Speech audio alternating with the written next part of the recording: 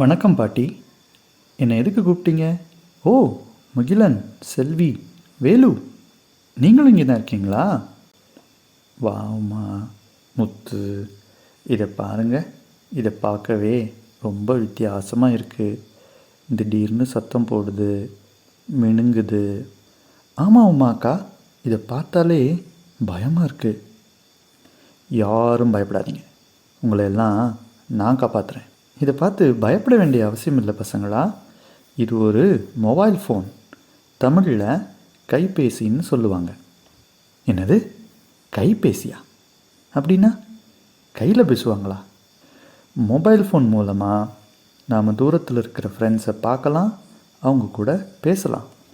நம்பவே முடியலையே, அது எப்படி முடியும்? உமாக்கா, முத்து, இது எப்படி வேலை செய்யும்னு கொஞ்சம் சொல்லுங்களேன். கண்டிப்பாக சொல்கிறோம். அப்போது திடீரென்று அந்த கைபேசி ஒலிக்கத் தொடங்கியது. யாரோ பள்ளியிலிருந்து அழைப்பதை உணர்ந்தாள் உமா. இந்த ஃபோனை பார்த்தா கவிதா கிட்ட இருந்தது மாதிரியே இருக்குதே. ஒருவேளை கவிதா தான் அவளோட ஃபோனை தொலைச்சிட்டு கண்டுபிடிக்க முயற்சி செய்கிறாளோ? நண்பர்களே, எல்லோரும் வாங்க, என் பக்கத்தில் நில்லுங்க. மொபைல் ஃபோனுக்குள்ளே என்ன நடக்குதுன்னு இப்போ பார்க்க போகிறோம். என்ன கெட்டியாக பிடிச்சிக்கோங்க. ஹலோ கவிதா.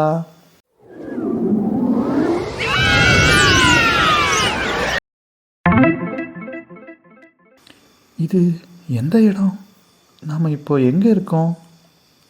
மொபைல் ஃபோனுக்குள்ளே இருக்கோம் வேலு. நாம் இப்போ பேசின ஹலோ கவிதா என்ற ஒலி இதோ இந்த மைக் வழியாக தான் உள்ள நுழையும். பைக்கா? எங்கே இருக்குது பைக்கு? அது பைக் இல்லை வேலு, அது மைக். ஓ, மைக்கா? அப்படின்னா மைக்ரோஃபோன் அப்படிங்கிறத தான் மைக்குன்னு சொல்கிறோம். அது ஒலி அலைகளை மின்சாரமாக மாற்றும். என்னென்னமோ சொல்கிறியே முத்து, நம்ம கடல்லையா இருக்கோம்? இங்கே அலைகள் எப்படி வந்துச்சு? கொஞ்சம் பொறுமையாக இரு வேலு, உன் கேள்விகளுக்கெல்லாம் பதில் கிடைக்கும்.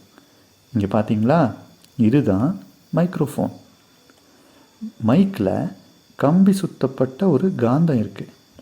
நாம் பேசுகிற ஒலி இந்த மைக் வழியாக போகும்போது அது முன்ன பின்ன ஆடும். அப்போது அந்த ஒலிக்கு தகுந்த மாதிரி ஒலியை மின்சாரமாக மாற்றிடும். என்னது, இந்த காந்தம் டான்ஸ் ஆடும்போது ஒலி கரண்ட்டாக மாறுமா? ஆமாம் வேலு, இதோ நாம் பேசின ஹலோ கவிதா அப்படிங்கிற ஒலி மின்சாரமாக மாறுறதை பாருங்கள். ஹலோ